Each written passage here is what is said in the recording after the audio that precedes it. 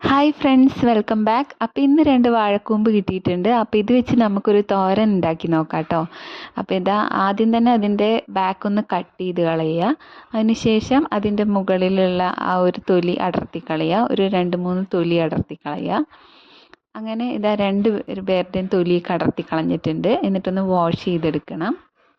അതിനുശേഷം ഇത് നന്നായിട്ടൊന്ന് കൊത്തി അരിയുക. ചെറുതായി കൊത്തി അരിയണം.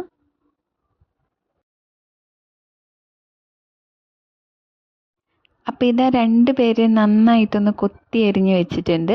ഇനി നമുക്ക് ഞാൻ ഒന്ന് കിച്ചണൊക്കെ ഒന്ന് ക്ലീൻ ചെയ്തിട്ടാണോ അടുത്തൊരു ജോലിയിലേക്ക് പോവുക. എനിക്ക് ചെറിയൊരു OCDൻ്റെ അസുഖം ഉള്ളത് കൊണ്ട് തന്നെ ഞാൻ ഒരു പണി കഴിഞ്ഞിട്ട് കിച്ചൺ ഒന്ന് ക്ലീൻ ചെയ്തതിന് ശേഷമാണ് അടുത്ത ജോലി ചെയ്യുക.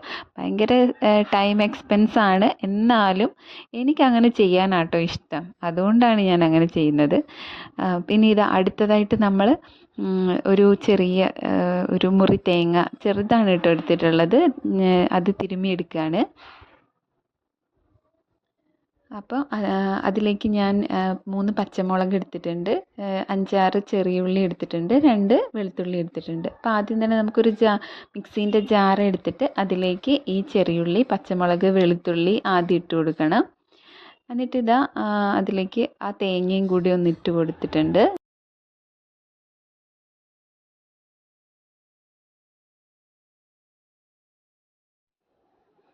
അപ്പോൾ ഇതിലേക്ക് ഇതാ കുറച്ച് ഉപ്പിട്ട് കൊടുക്കുന്നുണ്ട്. ആ ഒരു അരപ്പിലേക്ക് പിടിക്കാൻ വേണ്ടി പാകത്തിന് മാത്രം ഒരു ഇത്തിരി ഉപ്പിട്ട് കൊടുത്തിട്ടുണ്ട്. പിന്നെ ഇതിലേക്ക് ഇതാ ഒരു പിഞ്ച് മഞ്ഞൾപ്പൊടി ഇട്ട് കൊടുത്തിട്ടുണ്ട്. എന്നിട്ട് ഇത് നന്നായിട്ടൊന്ന് ക്രഷ് ചെയ്തെടുക്കണം കേട്ടോ. ഇതാ ഗ്യാസ് കത്തിച്ചിട്ട് ഇതാ ഒരു ചെറിയ ചീനിച്ചട്ടി വെച്ച് കൊടുത്തിട്ടുണ്ട്. ചട്ടി ചൂടായതിന് ശേഷം കുറച്ച് വെളിച്ചെണ്ണ ഒഴിച്ച് കൊടുക്കുക. അതിലേക്ക് കുറച്ച് കടുക് ഇട്ട് കൊടുക്കുക. കടുക് പൊട്ടിയതിന് ശേഷം കുറച്ച് കറിവേപ്പില ഇട്ട് കൊടുക്കുക.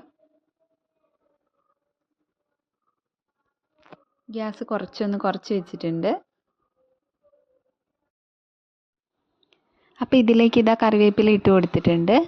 അതിനുശേഷം 2 ചുവന്ന മുളക് ഇതാ കട്ട് ചെയ്തത് ഇട്ട് കൊടുക്കുന്നുണ്ട്.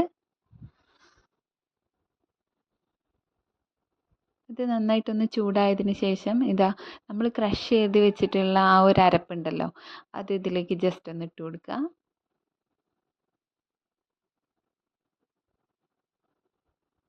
ഇത് ഗ്യാസ് ഒന്ന് കുറച്ച് വെച്ചിട്ട് വേണം കേട്ടോ ഇട്ട് കൊടുക്കാൻ.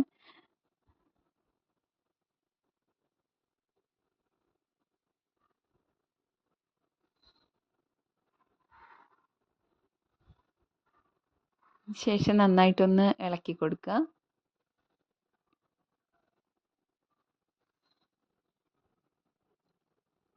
ആ അരപ്പിൻ്റെ ഒരു പച്ചമണമൊക്കെ മാറുന്നത് വരെ നല്ല രീതിയിലൊന്ന് ഇളക്കി കൊടുക്കണം. എന്നിട്ടിത് നമ്മൾ കൊത്തി അരിഞ്ഞ് വെച്ചിട്ടുള്ള ആ ഒരു വാഴക്കൂമ്പുണ്ടല്ലോ, ആ 2 വാഴക്കുട്ടന്മാർ ഇതിലേക്ക് ഇട്ട് കൊടുക്കണം.